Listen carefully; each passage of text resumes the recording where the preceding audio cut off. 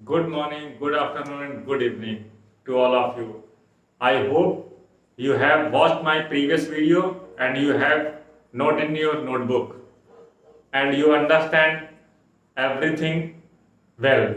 Now I am going to discussion of matter. Mean last video में हमने आपको matters के टाइप बताए थे कि एक तो मिक्सचर होता है, एक तो प्योर सब्सटेंस होता है। अब उसी मिक्सचर और प्योर सब्सटेंस को हम डिटेल में डिस्कशन करने जा रहे हैं। तो पहले हम ले रहे हैं मिक्सचर, फिर उसके बाद हम लेंगे कंपाउंड यानी कि प्योर सब्सटेंस और एलिमेंट्स। तो सबसे पहले जो मैटर का ये हमने चार्ट बनाया था लास्ट में। इसके दो टाइप बताए थे, एक तो मिक्सचर बताया था,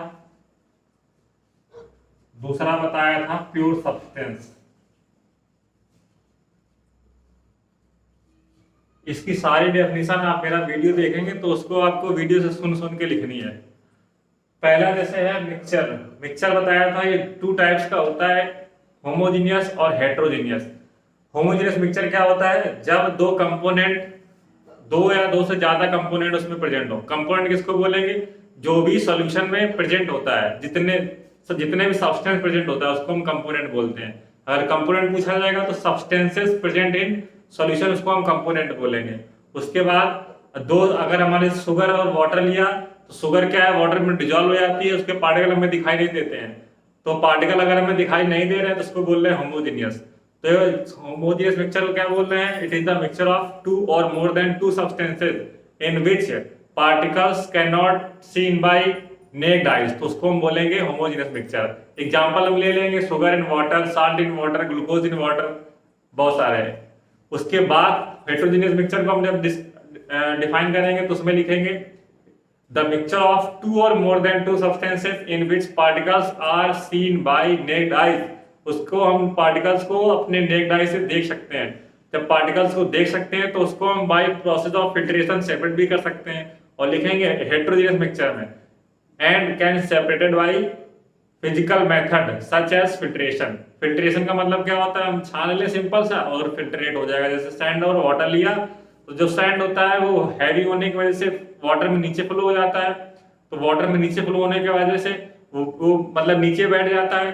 तो हम क्या करते हैं? उसको छान लेते हैं। छानने में क्या होता है? जो वाटर होता है वो आ जाता है और जो हमारा सैंड होता है वो उसी के ऊपर रह जाता है। तो इस तरह से मिक्सचर के बारे में देखा। ये मिक्सचर एक्चुअली फिजिकल बेसिस पे क्लासिफिकेशन है। जो मिक्सचर था ये हमारा इस पार्ट में नहीं है, क्योंकि मिक्सचर हम ये सारे जो ये हमने रफली बता रहे हैं क्योंकि ये सारा हम किसमें पढ़ चुके हैं? 9th क्लास में पढ़ चुके हैं। ये सब प्योर सब्सटेंसेस भी आप 9th क्लास में पढ़ चुके हैं। ये दो टाइप्स का होता है, एलिमेंट्स एंड कंपाउंड्स। क्या होता है? एलिमेंट्स क्या होता है? एलिमेंट्स होता है एक प्योर सब्सटेंसेस होता है। कंपाउंड की तरह ही प्योर सब्सटेंसेस होता है। इसमें क्या होता है? एक ही टाइप के अगर पार्टिकल प्रेजेंट है तो उसको हम एलिमेंट बोल रहे हैं। जैसे कि हम इसके दो पार्ट है हमारे, एलिमेंट एंड कंपाउंड। तो पहले अगर इसके सारी की डेफिनेशन लिखनी है आपको। मैटर ये बता चुके मिक्सचर और प्योर सब्सटेंसेस क्या है। तो मिक्सचर की डेफिनेशन क्या होगी? इसमें मिक्सचर में एक से ज्यादा टाइप के पार्टिकल प्रेजेंट होते हैं। प्योर सब्सटेंस में क्या लिखेंगे? Pure substance is made up of only single kind of atoms या मॉलिक्यूल्स या टाइनी पार्टिकल्स। इसमें लिखेंगे it is a made up of two or more than two kind of particles. उसके बाद एलिमेंट्स लिखेंगे, एलिमेंट्स और ये हमारा हो गया कंपाउंड्स जो प्योर सब्सटेंस है। एलिमेंट्स को कैसे डिफाइन करेंगे?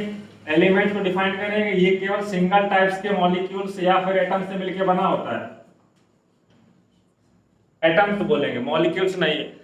जो एलिमेंट्स होता है वो सिंगल टाइप के एटम से मिलकर बना होता है। ये हमारा एटम है, तो ये हमारे सिंगल टाइप के एटम से मिलकर बना है, तो उसको हमने एलिमेंट बोल रहे हैं। जैसे कि हाइड्रोजन है।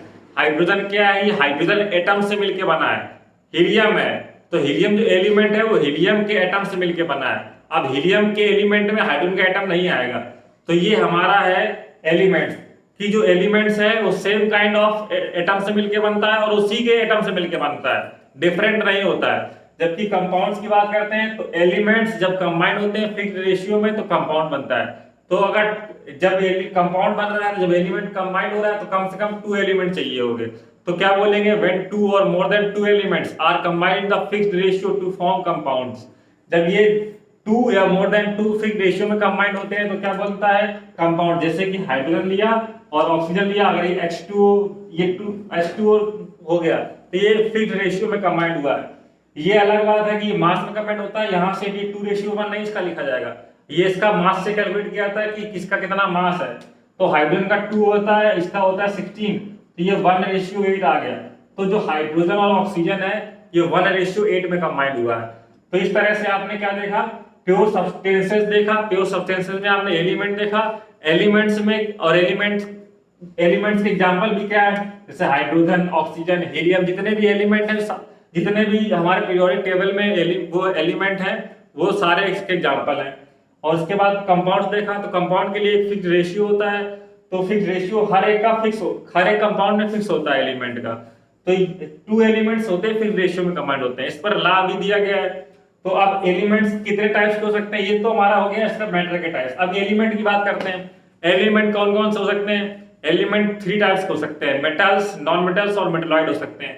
सिंपल वे में बता रहे हैं, मेटल्स क्या होते हैं, जो क्या होते हैं हमारे कंडक्टर होते हैं, इलेक्ट्रॉन को रिलीज करते हैं, उसको मेटल बोल दिया गया। और नॉन मेटल क्या होते हैं, जो इलेक्ट्रॉन को गेन करे और जो क्या करते हैं इंसुलेटर हो, इंसुलेटर का मतलब इसमें इलेक्ट्रिसिटी फ्लो ना हो, तो उसको हमने बोल दिया नॉन मेटल्स। मेटलाइट्स क्या होते हैं, जिसमें मेटल और नॉन मेटल के दोनों की प्रॉपर्टी होती है, तो वो हमारे मेटलाइट्स हो गए। तो ये हमने अभी आपको बताया इसके बारे में, जो ये हमारा टॉपिक था डिस्कशन ऑफ मैटर। इतना हमारा डिस्कशन ऑफ मैटर हो गया। इसके बाद हमारा टॉपिक है फिजिकल क्वांटिटीज। तो सबसे पहले बात करते हैं फिजिकल क्वांटिटीज क्या होती है। जैसे कि हमने कभी भी मार्केट जाते हैं तो वहां पे अगर हमने कोई भी सामान लिया, तो जैसे सामान लिया हमने आलू लिया, आलू कितना लिया, सबसे पहले बात करते हैं कितना चाहिए, तो 1 चाहिए। अब 1 के बाद उसमें यूनिट भी जोड़ते हैं कि ग्राम चाहिए, किलोग्राम चाहिए, लीटर चाहिए, मिलीलीटर चाहिए। तो उसके बाद अभी एक यूनिट जोड़ते हैं कि भाई 1 kg हमें पोटैटो चाहिए, 1 किलो हमें आलू चाहिए। तो जो फिजिकल क्वांटिटीज होती है ये हमारी क्या होती है, जो हमारी स्टडी के बाद आए, जैसे हमें जो हमारे कम्युनिकेशन में हेल्प करे। तो ये किससे किससे मिलकर बनेगी, एक नंबर होगा हमारा, एक हमारा क्या होगा यूनिट होगा। तो नंबर और यूनिट से मिलकर क्या बनता है फिजिकल क्वांटिटी। तो नंबर क्या था हमारा 1, जितनी भी क्वांटिटी ली, और यूनिट हो गया हमारा किलोग्राम। तो सबसे पहले इसमें क्या लिखा हमने, all such quantities which we come across during our scientific studies are called physical quantities. तो जो हमारे साइंटिफिक स्टडी के बाद जो क्वांटिटी आती है इसको हम बोलते हैं फिजिकल क्वांटिटीज। तो हमारी कुछ बेसिक फिजिकल क्वांटिटीज हैं, उन्हीं बेसिक क्वांटिटीज से बहुत सारी जो क्वांटिटी है वो बनाई गई है। तो सबसे पहले बेसिक क्वांटिटी कौन सी है, सबसे पहली हमारी है लेंथ। तो लेंथ का सिंबल क्या होता है, एल होता है, और इसकी यूनिट क्या होती है, मीटर होती है, जिसको हम एम से लिख सकते हैं। सेकेंड है हमारी मास। मास का सिंबल क्या है, एम, इसकी यूनिट क्या है, किलोग्राम, और उसको शॉर्ट में क्या लिख सकते हैं, केजी। उसके बाद हमारा टाइम है, टाइम को क्या लिखेंगे, स्मॉल टी, इसकी यूनिट है सेकंड, इसको हम एस से लिखेंगे, एब्रिविएटेड फॉर्म है हमारा ये। फोर्थ है हमारा इलेक्ट्रिक करंट, इसका सिंबल हमारा आई है, इसकी यूनिट हमारी एम्पियर है, और इसको हम कैपिटल ए से लिखते हैं। टेम्परेचर हमारा, ये हमारा कैपिटल टी से लिखते हैं इसको, और इसकी यूनिट केल्विन होती है जो एसआई यूनिट है, और इसको के से लिखते हैं। उसके बाद हमारा है अमाउंट ऑफ सब्सटेंस, जो कि इस चैप्टर में हम पढ़ने वाले हैं। अमाउंट ऑफ सब्सटेंस तो किससे डिनोट करते हैं, ये डिनोट करते हैं मोल से। इसका सिंबल होता है एम, और इसका जो शॉर्ट फॉर्म है वो MOL होता है। तो इसमें ध्यान रखना है, यूनिट होती है MOLE और उसका सिंबल होता है MOL। उसके बाद आ गया ल्यूमिनस इंटेंसिटी। इंटेंसिटी की यूनिट होती है कैंडला, इसको लिखते हैं CD, और इसका एवरेज ये हमारा सिंबल है IV। तो ये हमारी 7 बेसिक यूनिट हैं जिनका यूज हम हमेशा करते रहते हैं। सबसे पहले ये जो यूनिट दी गई है ये SI सिस्टम में दी गई है। तो SI सिस्टम क्या होता है, सबसे पहले आप इसको समझ लीजिए। SI सिस्टम मतलब इंटरनेशनल सिस्टम होता है। तो इसको फ्रेंच में बनाया गया था, फ्रेंच में इसको ली सिस्टम कहते हैं। तो ली सिस्टम की वजह से इसको L, और ली सिस्टम ऑफ इंटरनेशनल कहते हैं इसको।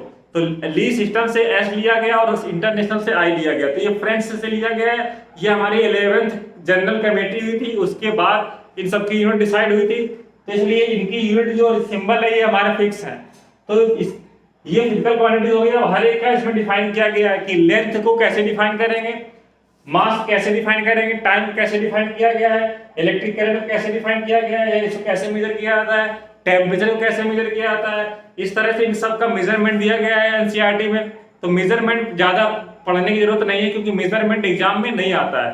तो हमें केवल ये पता होना चाहिए कि बेसिक हमारी जो थी वो यूनिट, बेसिक कौन सी यूनिट होती है, फिजिकल क्वांटिटी कौन सी बेसिक होती है, उसका सिंबल्स क्या होता है, यूनिट्स क्या होते हैं और उसका एब्रीविएटेड फॉर्म क्या होता है। तो इसके बाद वाले वीडियो में हम आपको बहुत ही इंपॉर्टेंट टॉपिक बताएंगे, सिग्निफिकेंट फिगर, जिसका जो बहुत ही सिंपल है। तो अभी तक केवल अभी जितना मैंने लिखवाया है इतना ही आपको फिगर में लिखना है। तो इसके बाद हमारा एक न्यूमेरिकल है, जो भी अभी हमने ये पढ़े हमने फिजिकल क्वांटिटीज। उसके बाद हमारे जो टेम्परेचर है उसको टेम्परेचर के स्केल को चेंज करने में कुछ फॉर्मूला है। एक फॉर्मूला हमारा दिया गया है फ़ारेनहाइट से सेल्सियस में चेंज किया करने में, या सेल्सियस से फ़ारेनहाइट चेंज करने में। तो इसको कैसे चेंज करेंगे, तो सबसे पहले ये फॉर्मूला लिखा हुआ है फ़ारेनहाइट का 9/5C + 32। तो जैसे कि अगर हमने लिया, ये हमारे पास फॉर्मूला है, कहा गया हमारा क्वेश्चन है कि 35 डिग्री सेल्सियस को फ़ारेनहाइट में चेंज करना है, फ़ारेनहाइट में चेंज करना है। तो क्या करेंगे, यहाँ पे F ये वाला फॉर्मूला लगाएंगे, डिग्री F बराबर 9/5 डिग्री C + 32। उसके बाद ये C की वैल्यू 35 दी गई है, तो यहाँ पर C की वैल्यू पुट की जाएगी 35 + 32। तो ये हमारा कैंसिल आउट हो जाएगा 7, ये हमारा 63 + 32, तो ये हमारा हो जाएगा 3 to 5 69, इतना डिग्री फ़ारेनहाइट हो गया। तो F बराबर कितना आ जाएगा हमारा, डिग्री F बराबर इतना 95।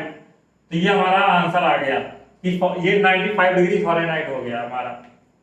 तो इस तरह से हमने इसको चेंज किया, डिग्री सेंटीग्रेड को फ़ारेनहाइट में चेंज किया। अगर हमें फ़ारेनहाइट को सेल्सियस में चेंज करना है तो कैसे सॉल्व करेंगे, तो देखिए यहाँ पे सपोज दैट इसी को हमने ले लिया 95 डिग्री है, दूसरा क्वेश्चन लिया हमने 95 डिग्री फ़ारेनहाइट को सेल्सियस में चेंज करना है। तो इसको कैसे सॉल्व करेंगे, इसी फॉर्मूले में हम रखेंगे सबसे पहले 95, F की जगह 95 रखेंगे, उसके बाद 9/5C + 32। उसके बाद इसको इधर ले आएंगे 95 - 32 = 9/5C। तो सबसे पहले इसको सब्ट्रैक्ट किया जाएगा, 5 में से 2 गया 3, 9 में से 3 गया 6 = 9/5C। इस 5 का मल्टीप्लाई ऊपर 63/9 का डिवाइड कर देंगे तो C आ जाएगा। ये डिग्री सेंटीग्रेड हमारा यहाँ चलता रहेगा, तो ये 7 आ जाएगा, तो 35 आ गया। डिग्री C की वैल्यू हमारी कितनी आ गई, 35 आ गई। तो इस तरह से हम सेल्सियस को फ़ारेनहाइट में और फ़ारेनहाइट को सेल्सियस में इस फॉर्मूले से चेंज कर सकते हैं। उसके बाद अगर हमें सेल्सियस को केल्विन में चेंज करना है और केल्विन से सेल्सियस में चेंज करना है, तो हमारे पास फॉर्मूला होता है केल्विन का, डिग्री केल्विन = डिग्री सेल्सियस + 273। तो जैसे एग्जांपल अगर हमें 27 डिग्री सेल्सियस को केल्विन में चेंज करना है, तो डिग्री केल्विन = लिखेंगे 27 डिग्री सेल्सियस + 273। इसको ऐड करेंगे तो हमारा 300 आ जाएगा। तो इसलिए डिग्री केल्विन का हमारा ये आंसर आ गया। उसके बाद अगर हमें इसी में से केल्विन में दिया गया है, डिग्री सेल्सियस में चेंज करना है, तो क्या करेंगे, तो हमें अगर ये हमारा क्वेश्चन दूसरा हो गया, उसके बाद क्वेश्चन हम करेंगे, अगर मान लो हमें 500 केल्विन दिया गया है, तो उसके लिए हम क्या फॉर्मूला लगाएंगे, 500 डिग्री केल्विन 500 लिखेंगे, डिग्री सेल्सियस निकालना है + 273। तो ये हमारा आ जाएगा 500 - 273 = डिग्री सेल्सियस। तो ये हमारा आ जाएगा 227, ये हमारा डिग्री सेल्सियस आ गया।